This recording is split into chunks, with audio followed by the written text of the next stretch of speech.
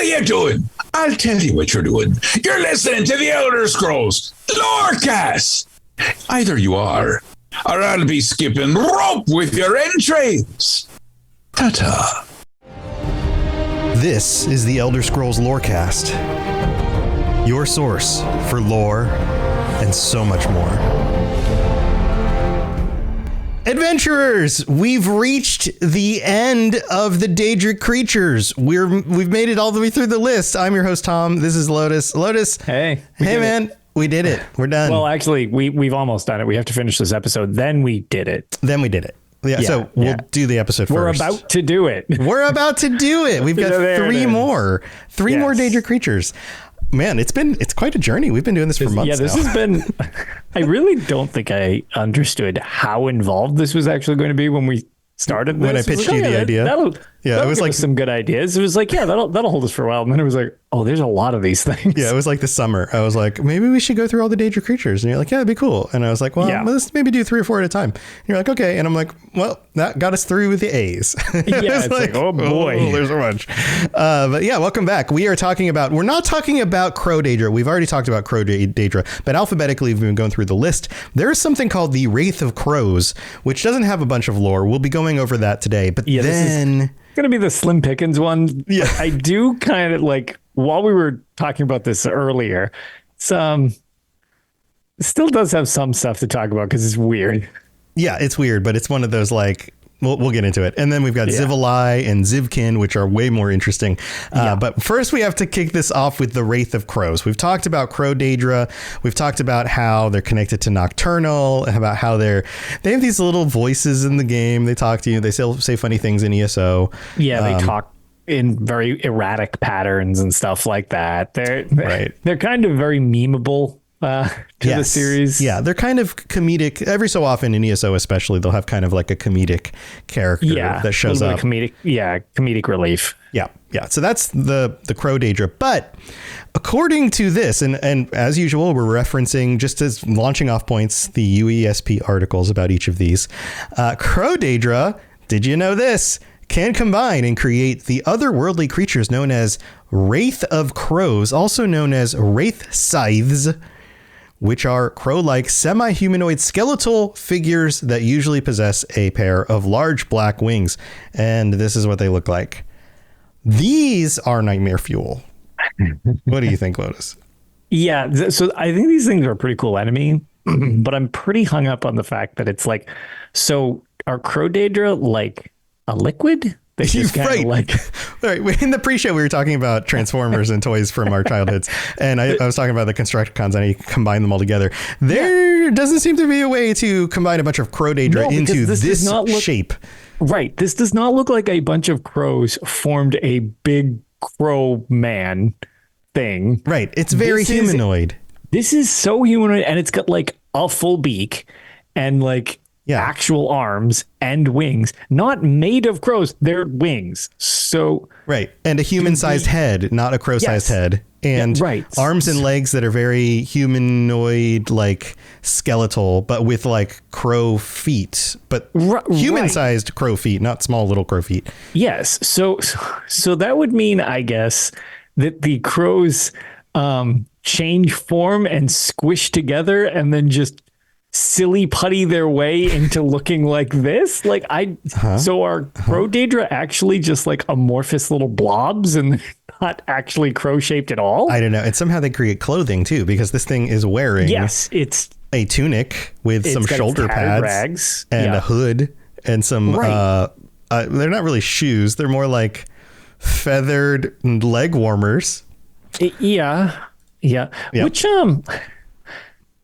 do you think... I feel like we're overanalyzing this. Do you think they each have a role? Like, oh, I'm going to liquefy and become like the belt, and I'm going to liquefy and become the hood, and I'll become the beak. Yeah. And like... by our powers combined. Right, but it's like a hierarchy thing, so you have to work your way up to being something useful, like an eye socket or But I don't want to be the butt again. No, somebody has to be the butt. Right, but then if you're a new crow daedra, you get, butt duty. Congratulations, you're the loincloth. It's like, oh man, booty duty. Booty duty. Yeah, exactly. Like, this is it's not even necessarily that this creature is exceptionally weird. The fact that they really have no explanation for it other than, Crow daedra make this thing. It's like... Right. Now, you might be wondering... Like that raises more questions. Yes, you might be wondering, how exactly do we know this? What is the information that leads us to believe that this is how these things are created? A bunch of crows somehow silly putty into this thing. Well, we have the source for you. The Clockwork City is in a very interesting place, and there are these clockwork facilitators, like the robot guys that walk around. They carry with them a lot of knowledge that has been deposited in them intentionally about the way things work in Nirn across the board with so many different things. When you're in the Clockwork City, you can talk to them. You can find out when discussing with them the Wraith-of-Crows what they know about it. Here's what they know. This is the quote. The Wraith-of-Crows is comprised of several daedric crow-like entities which create a semi-humanoid figure. It possesses both physical and magical attacks. Caution is advised when combining this creature, or not combating this creature. That makes more sense.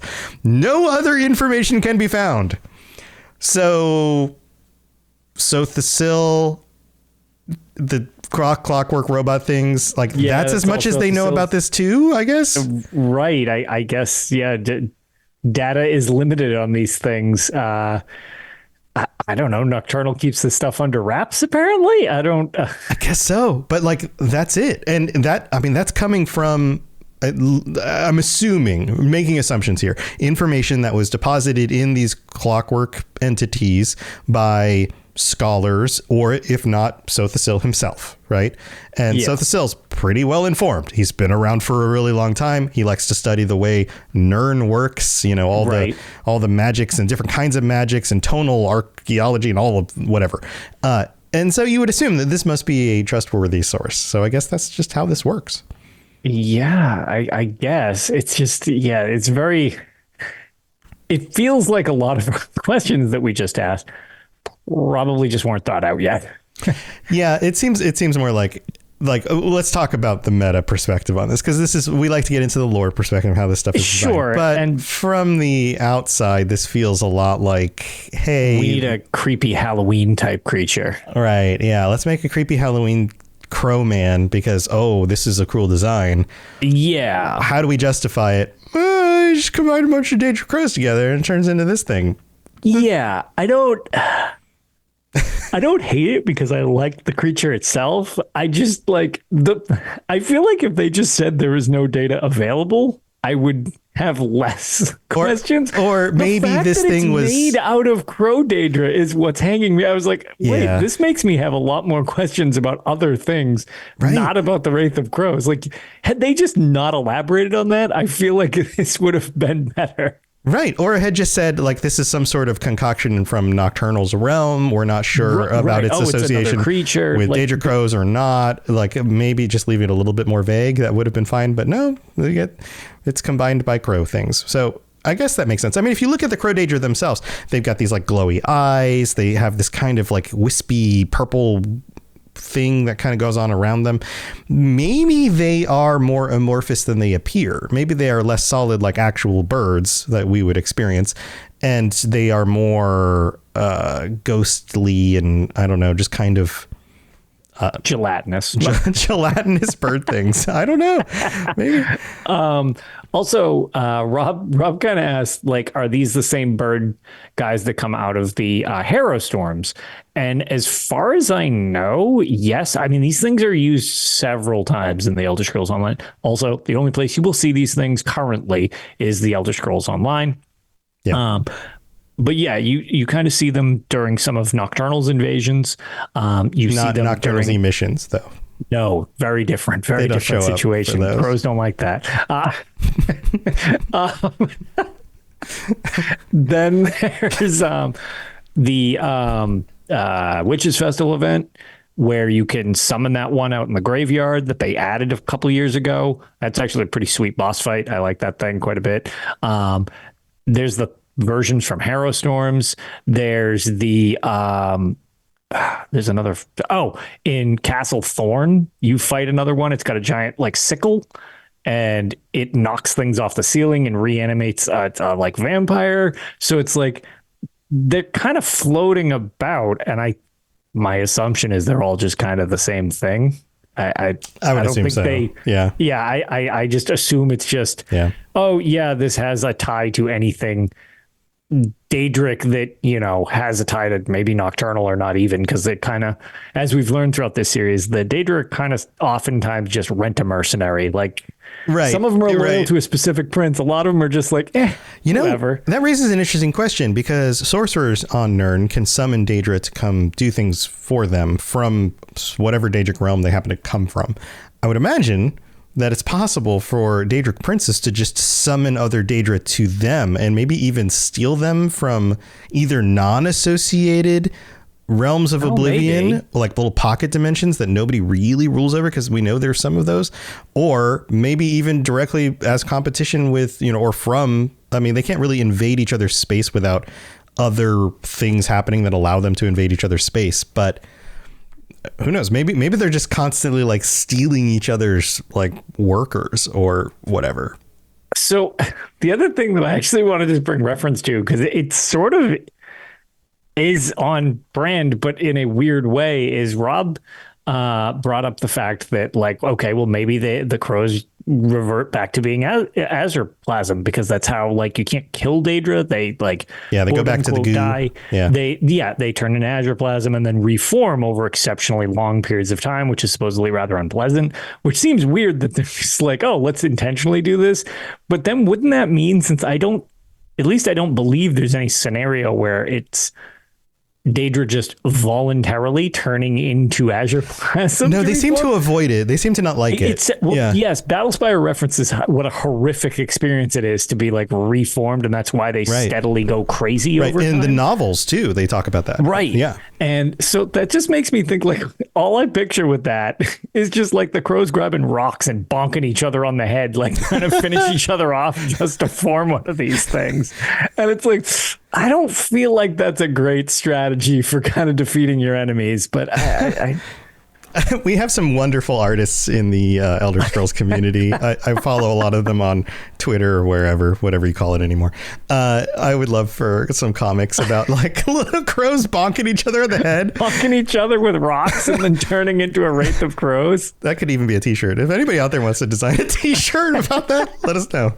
We've got to update. We haven't updated our t-shirts in a long time. And they're all just bonking each other with rocks. yeah, like the general t-shirts, like not the patron ones. So anyway, that's Wraith of Crows. Super weird. That's the Wraith of Crows. Yeah. It's weird. Yeah. All right. Let's move on to Xivilai before we get to the mid-break.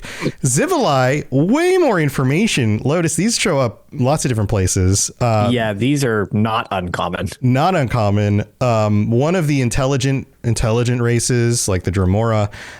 Here, let's just read through what it says so far. It says Xivilai are highly intelligent daedra that look like tall and muscular blue/gray-skinned warriors with piercing yellow eyes. They are similar in many ways to their fellow most human-like daedra, such as the Dremora in terms of appearance, personality, and temperament, but are of greater power and disdain subordination, being liable to disloyalty and betrayal when they feel they have not been treated with the proper deference and respect. They are rarely bound to a clan, and only the most powerful in the daedric hierarchy compel their obedience. Thus, they are most commonly seen in the service of entities such as Mehrunes Dagon and Molag Bal. They often wield two-handed weapons and cast a wide variety of spells, including one to summon lesser daedra. So these guys think they're at the top of the daedric hierarchy, at least as far as you get without being a prince. Right. And oftentimes they kind of are in power scale in the games. Like, you don't fight these things usually until much later on, oftentimes. The other thing that I do find kind of interesting, because like we mentioned, unlike a lot of the creatures we've talked about where they just are refined to one game, a lot of times it's ESO is coming up with like, okay, well, we haven't seen these before, but here's like this kind of rank and file daedra enemy that you can fight. The Xivilai have been in several games, actually, up there at one of the higher amount of games. Battlespire is their first appearance, and they're less blue, like that bluish hue that they kind of have. Mm-hmm. It wasn't really there originally. They were much more skin toned. And honestly, do you have Xivilai Moath that you could bring up? Moath? Xivilai Moath. Xivilai, is that on the list of pictures? He should be the first animated. Oh, yeah. I've been showing him. Yes, yeah. The Battle Spire. So that one, yes. Yep. So he just looks like a bodybuilder. Yeah, right. And he's got some sort of like weird hair thing going on. Yeah, he's just like sort of a jacked dude, like right, with no shirt. That's really it. Right. And then they've become more bestial over time, almost like a different version of a Dremora type of deal. Yeah, more demonic looking. Yes, definitely got the demon type of thing. And they started to become, they had that bluish hue to them that is pretty prevalent now. That started with Oblivion. But yeah, they've been in Battlespire, Oblivion, the Elder Scrolls 4 Oblivion, not literally Oblivion, ESO, they've been in Legends. Like this is actually a pretty commonplace enemy. And I don't know, I think these are a pretty cool addition to the series, especially because they look relatively intimidating in the grand scheme of things compared to some of the other enemies. Like, oh yeah. I mean, they look like very strong demon-like people. And yeah, they're one of the few things originally when I played Elder Scrolls Oblivion, when you would go into Oblivion gates and you would have like a bunch of these things would mess you up. Right. Yeah. You'd fight like the clan fears and like the ogrims and like the other guys. But then once you level up to a high enough level, you'd come across these things. And I remember entering some of the towers and being like, nope, and right out. I was like, oh, nope, yeah. Just running past that. Just going to run, just run to the end, hit the little thing at the end, warp out of here. I'm done. I don't need to fight all these guys, because they were pretty intimidating in that game. Yeah. They did it. They usually carried, if I remember correctly, like ebony weapons too. So if you could take them down, you got some pretty decent payout. But yeah, the Xivilai are pretty cool. They're also like, we've mentioned like the mercenary style thing. They are like the ultimate mercenaries for hire, where it's like literally, okay, we'll just go to whoever we think is the strongest, pretty much. Yeah. Yeah. So they have no real allegiance to much other than themselves. Right. Yeah, it totally tracks. It would make sense that like once you were at the top level of the daedric creatures, that you would be very, very self-focused. And then very self-focused. And it's like, what can you align yourself with to better yourself? And it's like, okay, well, this Daedric Prince is like invading Nirn. Okay, we'll go with that one. That seems good. We get to slaughter a bunch of mortals because we hate them. Sounds good. Yeah. Good. Yeah, I'm on board with you. Whereas Periite, it's like, okay, I don't think they want to do desk work, so they're going to skip out on like Periite. Right. So there's this other interesting thing about their behavior. It says here that many Xivilai are often encountered in pairs, sometimes working together for a common goal, and other times being linked to each other as twins. Xivilai twins have been observed as merging themselves using magical rituals. Unlike most daedra, Xivilai are not primarily soldiers, though. Instead, they hold other ranks and occupations such as assassins, knights, torturers, slave masters, overseers, and even judges when serving various masters. High-ranking Xivilai are distinguished by distinct coloration along their chests, and you can see this in some of the images on the UASP, where different Xivilai have different designs and colors, almost like they glow across their chests and their arms. It's pretty cool looking stuff. But this whole thing about them showing up in pairs, that's very unique to this group. That is, and it's speaking of the in pairs thing, and I guess going back to this weird trend we're going to have with this episode with amorphous blob nature, which I wasn't really planning on being the direction of the show, but sometimes you never know where it's going to go. There's the Alambris twins, which are a pair of the Xivilai. They're actually a boss that you encounter in the Elder Scrolls Online. And the first time you fight them, you basically just knock them out of commission, like you slay them type of thing at the end of the dungeon. And then when you go back into the dungeon for the second version, like Crypto Hearts 1 and Crypto Hearts 2, you actually fight them again. They're back in the dungeon. Yeah. Because they're daedra and they're they're pissed off.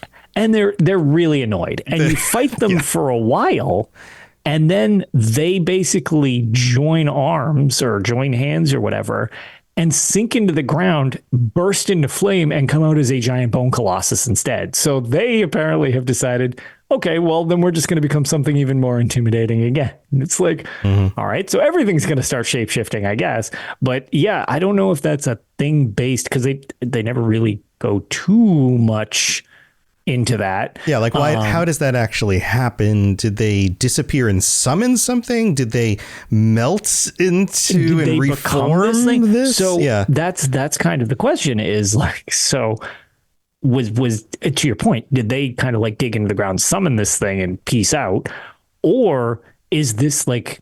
Can any of them do that? Because you never really see them doing that otherwise. So is this a thing where if there's two of them and they have like a connection? Is that like a thing that the connection can provide? They can transform or something? I don't know. It's one of those things that I'm curious if they'll ever expand more on, like, do they have more powers when they're in twos? Like, is there a reason they're in duos? Well, I've met a few different twins in my life, and none of them seem to have that ability. They don't have any. They can't just turn into a giant bone colossus? I mean, I haven't seen them do it. But have you tried slaying them? Maybe I both have not. Try to slay them. I have not attacked them and tried to murder them, or ask them specifically, "Hey, can you guys just melt into a bone colossus? Can you be this and just hold up a picture of a bone colossus?" Is this like a twin power that I just didn't realize was a thing? So yeah, that's weird. Yeah, I mean, I guess it could be a useful power. Although we also, I mean, unless you wipe by dying. Theoretically, you just killed the bone colossus. I don't know that that's necessarily a great strategy, because then are they stuck as a bone colossus when they have to reform? Like, they only reform a one-time deal in bone colossus form from that point on. Yeah, it's just like, sorry, now you're just one entity and you're just this bone colossus when you reform. Right. Bone colossuses have multiple heads. Maybe there's like their personalities are in two of the different heads and they just argue. At that point, though, bone colossi usually have 3 heads. So where's the third one? Where's the third head? Yeah. So are they actually triplets? We're getting weird here. Maybe they lost their sibling a long time ago, but they keep like them in their like pocket or in like a soul gem or something. All right, that's one theory. I like your theory, but what if while they were forming, a scamp just like ran in real quick? This is my chance. This is my chance. And just like, time for an upgrade. And it just kind of squishes his way in. And it went from a duo to a triplet. Maybe. I don't know. Yeah. That's super weird. I feel like we're overanalyzing some of the creatures in the series. At least these ones have been around for a while. You know, if we had more actual details about so many of these daedra creatures, we wouldn't have to overanalyze so much. But instead, we just have like weird situation happens. What is that about? Well, yeah, it's, I mean, the daedra are very strange anyways. So just going through this daedric bestiary, it makes me realize it's like, yeah, some of these things have had some really cool, I don't know, transformations over the years, like that the series has been active. And others, it's just like, man, I hope they do more with this, because they're such like oh yeah, this is here. But like some areas of this game are so fleshed out, and other ones it's like, oh man, I actually hope they add more to this. Like, why can they do this? What the hell does this mean? Like, yeah, and the Xivilai are weird and interesting. I mean, there's even the quote from Visla Lee, who says the Xivilai are compelled to defeat their reflections in combat. I have seen them sneer at their own faces while inspecting a blade. There is a madness in them that has no cure. What? Like, I mean, you know how in like dogs, some dogs will see their reflections in a mirror and they'll think it's another dog. Yeah. Like, clearly they're highly intelligent beings. I don't think that's what's happening, but there's something about seeing their reflection that like, for some reason comes across really strange to them. I don't know. Yeah. That's weird. Yeah. Yeah. They are a very strange type of, I mean, all the daedra are weird. We've said that. Yes. But there are very like the twins thing, the personalities, they take on these different jobs. They're not just soldiers. There's a lot going on with these. I wouldn't even be surprised if some of them hadn't tried, say, even rebelling against their daedric princes in order to mantle them or something just like mortal wizards, like sorcerers like Manimarco, who tried to become a god and then eventually did and then was defeated, like all of that kind of stuff. Is that happening in the daedric realms with powerful enough creatures like the Xivilai? Right. And to Rosicus's point, yes, they're daedric beta fish. That is what they actually daedric beta fish. There you go. Yes, 100%. I was thinking the exact same thing. So when you typed that, I was like, yep, that's exactly where my mind went to. Yeah, it's just like, but a lot of these daedric creatures are horrifying. And I would imagine coming across one of these in particular it would not wait to just murder you for the fun of it. Sure. And it's sort of, I mean, it's not a throwaway reference, but it's a reference from a very obscure side one-off game in the series. I joke like a lot about like references to Battlespire because I feel like they, despite the 90s cringe galore in that game, there's a lot of weird lore, especially when it comes to the Plains of Oblivion and some of the creatures that the series has sort of expanded upon in some ways. They've kind of reined some of it back in other ways because some of it got real weird. Yeah. But one of the ideas that was put forth was this idea that it's like, well, you don't really kill daedra. They have this really horrific reincarnation. Mm-hmm. There's a quest that gets pretty dark that goes into it type of thing. But essentially, it adds a layer of madness to them over time. And these creatures they get slain in battle. Well, it's just like continued trauma over and over and over and over again. And they repeat this, and supposedly each incarnation, being horrible, kind of strips away some of their sanity. So some of these creatures, like these things, seem like they've been around for a long time, especially in the grand hierarchy of things. It's like maybe some of that, it's like, okay, yeah, they're still with it in some degrees, but it's like, are they seeing like an older version of themselves in their own reflection, and it's like freaking them out or something? You know what I mean? Right. Or bringing back memories of themselves, like when they went through terrible things just because they saw themselves. So it's like there's a lot of implications from these things. The stronger and longer they've been around, it also leads to the higher potential for them having some serious issues with like in chat, Digilady says PTSD for daedra. PTSD for daedra, for real, like it sort of is. So I wonder if that's like almost a reference to, it's like, yeah, okay, they've got a strong moral code, as weird as it is, that they kind of mention amongst different things they have, and they think rather highly of themselves in the grand scheme of things compared to other daedra. But it's like, is there this weird underlying trauma to them that sometimes will kind of show itself, and it's due to how long they've been around? And I mean, none of them are going to be immune to that type of thing unless they're, unable to feel or something like that. Yeah. So. Yeah. Well, to the point where like not only do they freak out or want to attack their own reflections, but it's also known that there are no mirrors in Fargrave because of this reason. Sure. Yeah. Which is also a really funny, note. Like, we just don't put mirrors there. Yeah. Because there are no mirrors, because otherwise there's just going to be shattering mirrors left and right. Right. So weird. Yeah. It kind of makes sense though, because I mean, in our own world, as people go through certain types of trauma that lead to very negative psychological developments, they end up lashing out in strange ways. So, right. It's a weird thing, but that's the Xivilai. We're going to take a quick break and go thank our patrons. So don't go anywhere, but then we'll be back with the Xivkyn, which also are very interesting. So here we go. This is Hamis Morak, Dragonborn, and you are educating yourself to the Elder Scrolls Lorecast. All right, here we are. This is the middle of the show. And thank you so much for your support, for being here, for all of you who have signed up on the Patreon over the years, and to those of you who are still signed up as Daedric Princes, because you get shout outs every week. Blinding Vision, Kira C, and Sheogorth Sweeroll. Thank you so much. And thank you to all 114 of our current patrons.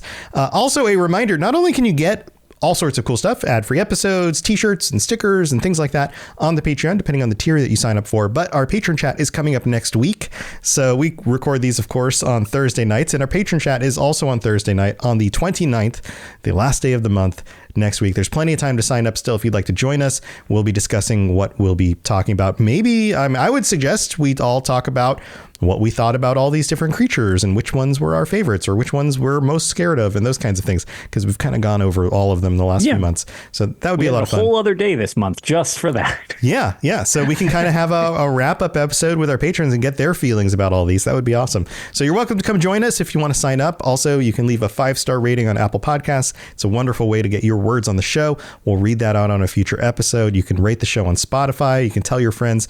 Oh, and the other thing I never mentioned is that because when you sign up on the Patreon, you get ad-free episodes.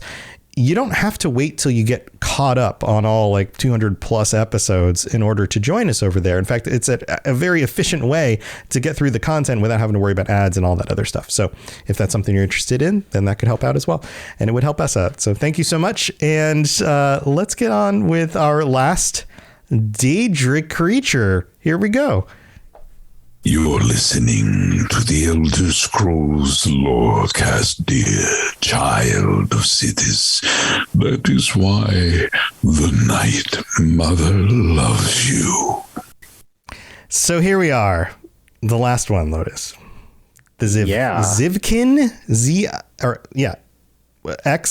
I always say Xivkyn, but Kin or Kyn, Xivkyn.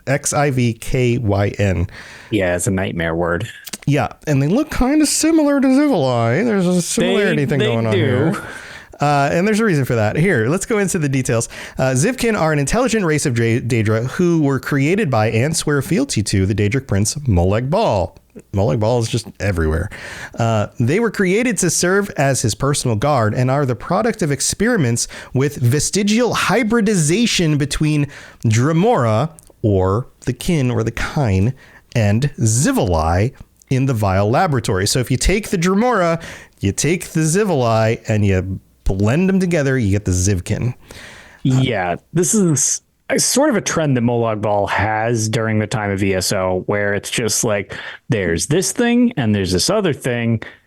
I'll just throw these in a blender with some stitches, and here we go. We have this other nightmare creature, like when we had the Ash Titans type of thing. It's like not quite a dragon, not quite a just generic daedra. Yeah, let's squish it together, and we get this horrible abomination. It's like, well, this is my dragon. This is essentially, these are my Xivilai or my Dremora specifically. Right, because especially the Xivilai you can pay them to do some things, but they're not by any means loyal. Right. These, on the other hand, are extremely loyal to Molag Bal. It seems like these experiments had worked. In fact, he used them during the occupation of the Imperial City during the Plane Meld. They were the ones who were basically running that. And I guess it means they're pretty loyal, so he must have trusted them. Yeah, so. It really does. It's like almost like he crafted or bred his own version of like little troopers to have. And it's like, well, you know what? We need some unwavering loyalty, which I guess the Prince of Domination, what a surprise, wants some seems unwavering to value loyalty. That. Yeah, it's weird. Right. I don't know. Right. I guess those relate. But yeah, it seems like the idea was, because you do run into Xivilai and you know, Dremora and stuff like that, and all other daedric creatures through his realm and stuff when you're in Cold Harbor or battling at the Dark Anchors that he's, you know, dropping throughout Tamriel. But then when it's like, okay, well, the first assault didn't go so well. Now we're assaulting the actual Imperial City. You know what? Let's hodgepodge something up that really won't question anything I want. It's just like unwavering loyalty. I want these things. Yep. Like, just make me something that fits the quota. Yeah, and it seems to work. The article goes on and says, Xivkyn are known to train clan fear and daedroths and consider harvesters to be lacking in cunning. The term Xivkyn is heavily, here's a fun word for you, cyridilicized. Perfect. Referencing the Xivkyn's resemblance to the Dremora and the Xivilai the race was bred from. They have several names for themselves, including the terms, here we go, fun pronunciation of daedric words, Stolovrik, Kimrikif, and Versago. Those sound like fancy dishes you get at some. I was gonna say the last one sounds like a pairing wine with a pasta dish. Oh yeah. Please send me some of the Versago. I'd like to try the Versago with my dish of Stolavrik, please. Beautiful. That sounds delicious, or absolutely horrific. Depending and the Kim Rickif, I'll have that for dessert. Thanks for that. So how the Xivkyn refer to themselves seems somewhat sporadic, as what they call themselves is said to change depending on the hour. Weird. They appear as tall humanoid daedra that possess blue-gray skin and ridged black horns that vary in length and curvature. Apart from the standard rack of horns, they may also have smaller horns on their forehead, crown, or chin. They also have sunken, icy blue eyes resembling their masters, as well as tapered ears. They tend to tower over their Dremora subordinates. So bigger than Dremora, like super troopers, right? Like, and because specifically making bigger ones to be more intimidating, so that maybe the other Dremoras that are enlisted into the service don't rebel. Like, oh, I'll just make these bigger and more intimidating. Right. Yeah. So yes, and I would imagine that they are put in charge because they are loyal, and so therefore they can kind of domineer over some of these other groups. Their sort of shifting nature is interesting. The fact that it's just like, okay, they can kind of change, so they're also like a mood ring as well, I guess. Like that's mood ring. I guess the daedra. Yeah, I guess that you wouldn't know what to expect if it's like shifting at all. I don't know. That's a peculiar little addition that they added. Yeah. And these, as far as I know, they're only in ESO and then other games after that. So like Legends. Yes, ESO and Legends, I think, are the only two. Again, one of the more newer creations, but it seemed to fit more that these things were created, not so much as just like a general thing to add to the world to kill off, like in an MMO, which is something we've discussed a couple times with some of the enemies in ESO, where it's just like, they're not super fleshed out because I kind of needed just something to fight. These seem almost like they match some of the trend of Molag Bal doing like combining experiments. What can I make? It gives off the very like mad scientist vibe in Elder Scrolls Online with a lot of the invasion stuff, because sometimes when you go into his areas, like his realm and stuff in Cold Harbor, you see these like tables where there's just like chunks of things that they're being like stitched together. And there's like, the Imperial City prison, which is one of the places that he's sieging. Heck, even in the stuff. Really early storyline for ESO, where you end up in, was it Cold Harbor? Yeah, in Cold Harbor, in the whaling prison and stuff like that at the very beginning. And you're trying to escape with was it Lyris? Yeah. That's the whaling prison. Yeah. Exactly. You run across all of these like weird abominations and things that are stitched together. It's as much as a like mining facility of gems and stuff like that, and like, there's torture rooms, it's a prison, and then just like experimental abominations all over the place. Right. Yeah, it's weird stuff. Now these are different in other ways as well. There's this whole section here where it says, like many other daedra, the Xivkyn detest all mortal races, of course. However, they hold particular contempt for the Dremora. Again, the ones that they seem to be lording over under Molag Bal's, leadership. I mean, that sort of almost tracks with, you've got the Lord of Domination trying to make something essentially in his image that also dominates their other immediate things. thing is one step below us are these, so let's just dominate the hell out of these things. Yeah, and they totally view them as lesser beings. And then there's this other interesting point, though. This contempt was not mutual for some kin or Dremora. The Dremora Lyrinth, who's a character who shows up a lot in ESO, viewed the Xivkyn as potential acceptable allies, but maybe more trouble than they're worth. So it seems like they're not they're not insane like the Xivilai so much. You can negotiate with them, but there's still definitely that like, we're still better than everybody else kind of attitude that goes on. So similar in some ways, but still a little bit more able to negotiate with, or if their instructions happen to line up with the thing you want, they're willing to play ball for a little bit. Right. They'll go with whatever benefits them the most, even if it's not necessarily something they would normally do by default. they won't blindly follow like, oh no, I just won't work with you. It's more of a, yeah, I don't respect you. Okay, actually, I can benefit from this, and then go back to not respecting you or something. Right. And their opinion of the Xivilai is also interesting. They claim that the Xivilai have pride without merit, cheap cunning, and questionable loyalties. So they're like, okay, you guys think you're the top, but what have you really done to prove it? Oh, and by the way, you're not loyal at all. And they see that as a negative. They're like, we're the loyal ones. You're just a bunch of reckless whatever.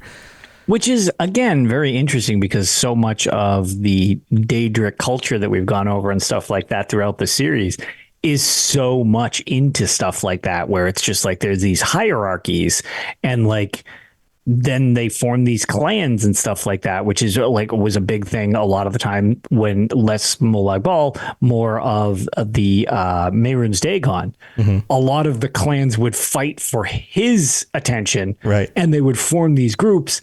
And within their group, they would be super loyal, but then they'd like backstab the other clans. Yeah. And theoretically, they're all working for Mehrunes Dagon, but it's like, well, no, but we need to be the best clan. So we'll totally sabotage this so that we can look better. But so but that still totally tracks for Dagon, though. Like destruction and the chaos that ensues from that would totally make sense among his followers. But it is funny because it's just like it's a permeating through so many different groups of daedra where it's just like, yeah, we work together as long as it's benefiting me specifically. And then even when it comes to loyalty, it's like, yeah, okay, well, I'll be loyal as long as it's benefiting me. The fact that it's like most of the time, it's like, okay, if I have to take a step back, that might not go so well outside literally the Daedric Prince itself. So what you're saying here is that the people in our own world who act the most like these Daedric creatures look out for themselves,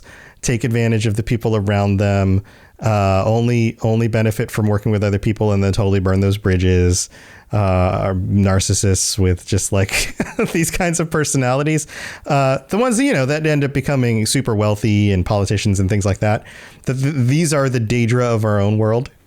Yeah, it seems like it. Also, it explains why literally all shops in Tamriel are actually run by Daedra. They're the ones who are, looking out for themselves, super selfish, greedy, exploitive. Turns out Winking Skeever owned by a Xivilai. The Winking Skeever. Oh, man. But I mean, it makes sense. Like these are negative traits. These are qualities that they are. Yeah. The problem is when they are unchecked, it's the balance between where do you have a level of humanity and concern about anything other than yourself, and where can you also benefit from focusing and trying to get ahead. It's that balance, and it seems like a lot of times when you get into this, it's just like, there is no balance. There's no balance, right? Like it's a very human thing to try to balance looking out for yourself and then also the people you care about, and also being a good member of society, like balancing all of those things at the same time. It's a very human thing. But yeah, throwing the other people's side out and just worrying about yourself.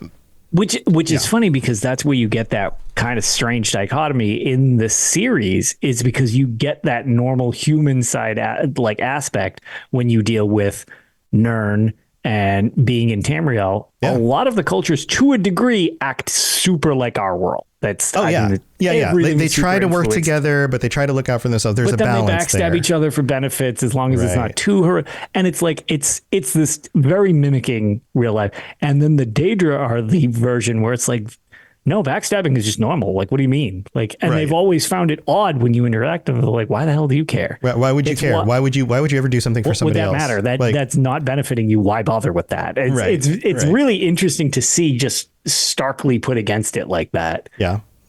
Interesting stuff. I still think it would be really weird to have an offshoot or a DLC. Clearly, we've had DLCs that go to Oblivion realms and things, but to have you got to pick. Are you a Dromora? Are you a Xivilai? Are you a Xivkyn? Where do you fit in the hierarchy? Yeah. Where do you fit in the hierarchy? Go on these quests for your Daedric lord in order to, I would really recommend, if people, for anybody who listens and actually plays the Elder Scrolls Online, to any degree, you don't need to be super strong or anything like that because it's scaled level wise. I strongly recommend, if you have interest in this stuff, now that we're concluding this series, or like this section of the series type of thing with all the daedra, strongly suggest, yes, it's the second part of the Gates of Oblivion year, where Blackwood is the main chapter. The follow-up, it does work independently. It connects to the Blackwood chapter, but I cannot recommend the Deadlands DLC zone expansion, whatever you want to call it, enough. The main story's good or whatever, but not for that reason that I'm suggesting it. Go out into the Deadlands and Fargrave and do the side stories, because it is so much of the stuff we're talking about, just like full, like design wise, like, oh yeah, no, we're not even trying to make these things. You'll run into some Daedric villages, stuff like that out in the actual Deadlands. Puts a lot of this stuff into context, and it's one of my favorite DLCs, because I was like, oh, they got weird with this again, and they haven't gotten quite this weird since Battlespire. yeah. Apocrypha's pretty weird too. Again, Apocrypha's another Daedric realm weird with last year's in Necrom, but way more focus on the whole cultivating of information, and a lot of the characters you come across are doing their jobs, working, and a lot of them, Hermaeus Mora. Right, it's a very strong tie into exactly how the denizens of Apocrypha act in Apocrypha. Right. Whereas the Deadlands, although it is Mehrunes Dagon's zone, a lot of them are just being weird. Yeah, it just feels more this is some of the Daedric weird crap exactly. Yeah, this is some of the weird crap we hear about. It's like Seekers don't work for other groups. They work for Hermaeus Mora. Dremora can be anywhere. Right. And you'll just find like a Dremora village, and it's just like you're watching their inner politics, and it's just like, oh, well, there's a murder. Like, how do they even treat this? Right. And they're sort of apathetic about that, except for the inconvenience it causes. Right, because it inconveniences them personally. It's not about there was a murder. This is there's no sense of justice. We need to punish this person because they messed stuff up. Right. This is inconvenient for me. Yeah. So that's why I figured that was kind of worth mentioning, because with conclusion of that, I definitely feel that is a good in-game example of a lot of the stuff we've talked about over this portion of the series. Yeah, go check that stuff out. And as usual, we'd love to hear your thoughts on any of the stuff that we've covered, whether you join us on the Robots Radio Discord, or if you sign up for the Patreon and come join us and we can all talk about it next week. Any of that stuff. We love being part of this community, and you being part of the community, and all of that stuff as well. But that's going to do it. We did it. Okay, we did it. Now I can say we did it. We did it. Now we officially did it. We officially did it. Those are all the Daedra creatures so far. I'm sure there will be more added as more games come out and upgrades and updates and whatever. But we did it. Congratulations. Thank you, Digilady. Chat, thank you for being here. Hope you enjoyed the Daedric bestiary. Yeah, hope you enjoyed all of it. We're going to have our patron chat next week, and then Lotus and I still have to figure out where we're going next time. I mean, there's lots of things we haven't covered yet. We could get into some more of these like godlike creatures. We could get into some more individual character stuff. Some of the locations we haven't covered yet. There's just so much. So stay tuned. We'll find some cool things and we'll discuss it. So don't worry about that. But Lotus, I'm sure you've got other stuff to share before we head out. Yeah, well, ideally we'll be recording Tales this weekend to discuss all the stuff in ESO and plans coming up with, the Amsterdam event and everything. But yeah, no, I that's really the big thing is stay tuned. We should have a new episode of USB's Tales of Tamriel for you by this weekend, going into the start of next week. And White Strikes Mayhem just started for anybody who plays ESO, which is a big PvP event. Super fun. If you're not good at PvPs, now's the time to check it out, because you can just go in and it's absolute chaos in there. Because most people don't know what they're doing. Nope. Everybody gets involved at that point. And even if you're real good and you're worried about going up against somebody who's super talented at the game, when you have a giant horde of 180 people alongside you just running with siege weapons, nobody's good enough to stop that. So right. So it kind of puts everybody on a level playing field in Cyrodiil and stuff like that. So it might be a good time to check it out. Yeah, that sounds fun. Also, if you want to check out any of the other stuff that I've got going on, robotsradio.net for my shows and a bunch of other shows on the network.